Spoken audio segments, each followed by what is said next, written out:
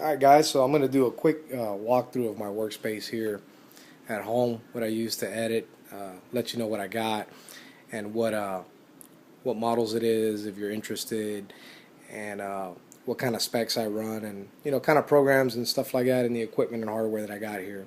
So we'll start from the left. This is a 24-inch Dell U2410. It's right now flipped into portrait mode. I use it mostly for web surfing and whatnot. Let me step back a little bit so you can get more of a wider angle view of this. And if you see some wires coming out the top of it, that's because it has two USB ports and it also has an SD card reader. So right now I have the printer, Canon Pixma 9000 Pro Mark II, connected to it. I use that for any prints that I'm going to print at home. And I also have my Apple iPhone charger coming out the top, which I think is probably the shorter cable on the right. Going down onto the left over here is a 27-inch Dell U2713HM. It's got more pixels. I'm using that one to do most of my editing right now. I've had pretty good results. Everything that I print matches the screen. It looks very, very good. Colors are awesome. I have no complaints about this. The Dell does have a wide gamut version of this, but it is almost $1,000. I think it's a little over $1,000. This one was about $600, $599. Got it from Newegg. U2410, when I bought that one, was about $400, and that is a wide gamut monitor. I have great results with that, but most of my printing I do externally out from MPix and whatnot. So when I export out, it's sRGB, and I'm not expecting everybody to understand that, but sRGB is pretty much just a standard red, green, blue, and our external labs will print that out, so it'll match regardless if I print on this monitor or if I print on that monitor. But they're both great monitors. I highly recommend them. Below is a Logitech Apple keyboard, specifically made for Apple. I'm sorry, for Apple operating systems. If you look down here, you have the option, control and commands. It is a full keyboard all the way over with numeric keypads and whatnot, and also has the up and down arrows and a lot of other function keys up here. Apple specific for brightness, which is over on the left, and then you also have your sound controls on the right. You can eject and all that stuff. This is a solar powered keyboard. If you see the black strips up here, these are solar panels, and they collect light, energy pretty much through these solar panels as light. If you press this button over here on the screen, you'll have this little app that pops up that comes with it. It's the app that tells you where you're at. Now, because it's dark in my room, it doesn't charge very well. So what I'll do is I'll just kind of take it outside, leave it outside for about 5 or 10 minutes, and it's fully charged. Right now it's at 58% reserve, which means that's what it has left on its battery, and it's detecting about probably between 0 and 25 luminance inside this room. So that means that the power being outputted to be able to charge this keyboard is not very good. These are all the apps that I use, but we'll get into that in a minute. Right now I'm using a Logitech mouse to do a lot of my editing. Very comfortable mouse, ergodynamic. I'll just get closer here for you guys to see. It's a bit dark in here, I'm sorry about that. I also have a Apple Magic Mouse, some gum, a couple of watches I got here, my ID card for work, USB sticks, memory card for my camera and whatnot. My daughter made this for me. I'll show you guys that. It says Dad. I think I got it backwards, or the A might have flipped around. Here's Apple charger, some water, speakers. These speakers are awesome. I've had these for about 4 years. It's 2.1. Below there's a subwoofer.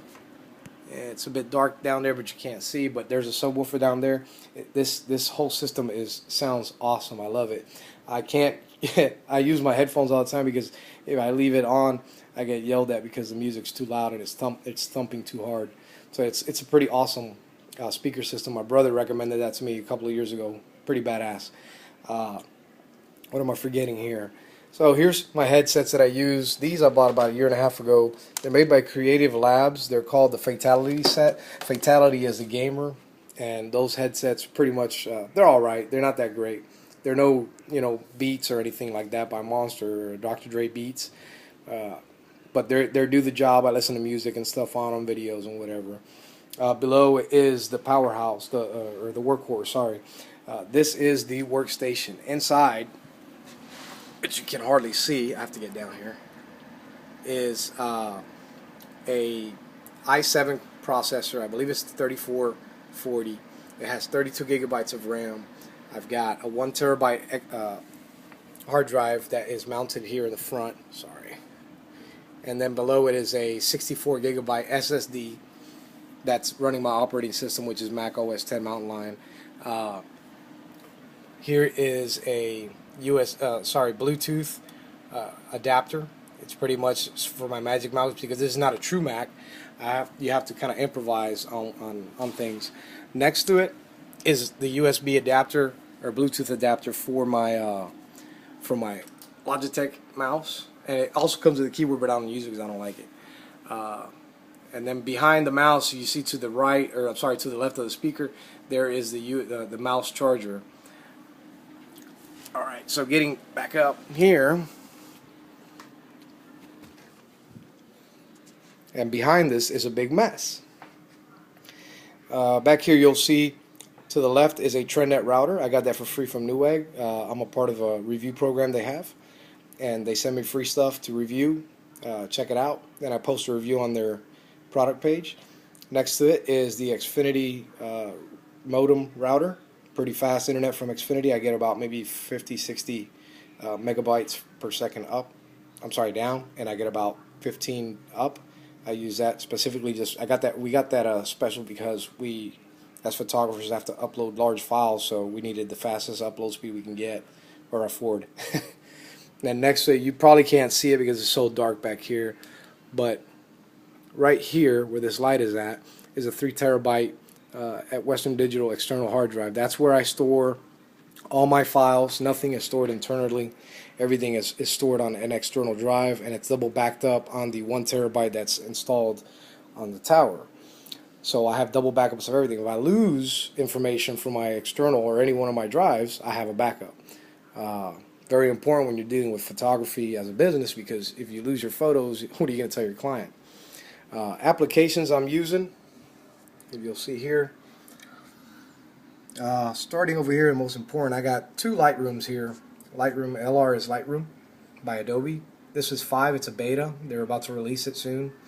And then next to it is Lightroom 4, Photoshop, InDesign, Premiere. This is mostly for video editing, which I don't do much of. I'm not very experienced in that. InDesign is made to create, I want to say, magazine covers and things like that. Pretty much magazine style stuff. Then you got Illustrator. That's a lot of, you can use that for a lot of marketing designing. Adobe Acrobat, Text Wrangler, Google Chrome. This is Vooz. This is a torrent downloader. Spotify, I listen to music on that. Obviously App Store from Apple, iTunes, QuickTime, the Time Machine, which is what backs up or pretty much clones my my drive every so often when something changes. iPhoto stores, it's like a catalog or a photo organizer, and this is your launch pad. If you click that, pretty much you go to like what would be Windows Start button. You can kind of scroll through this here. You get all, it's the same thing that I have down there, but it's all in like a start window type. And then if you go, let's see where we're at. Next to that is obviously the Solar app. Citrix, I use that to remote into my desktop at work. TeamViewer, I use that to remote to other people's PCs from work or from home for guys in the field, because I also work in the oil industry. Safari, Calendar, Mail, etc., etc., etc. That's pretty much it. The desk is kind of small. We're in the process of actually going to build a desk, so it's going to incorporate both my wife's computer and mine, so that's why it's a mess right now. I'll kind of pan over hers real quick. As you can see, she hardly has any space to work, and she's the brains of the business. She handles all my finances, and she's a fantastic photographer, fantastic editor, very good imagination, and very good with making sure that I don't go broke. Because if it was up to me, I'd probably go broke. that's it, guys. That's what J&G Photography's editing studio looks like, if you want to call it a little studio. And just, you know, for shits and giggles, on the right is our TV mounted up. This, it's kind of awkward because we want to edit at the same time, and we're also watching TV at the same time, so we have to turn around and break our necks to watch the TV while we're editing. Sooner or later, we're probably in the middle of trying to figure out how we want to set up our little studio office bedroom type deal. If you guys have any questions, hit me up. I'd love to chat with you guys. I love electronics. If you got any questions about electronics or computer hardware, let me know. All right. Thanks a lot, guys. Bye.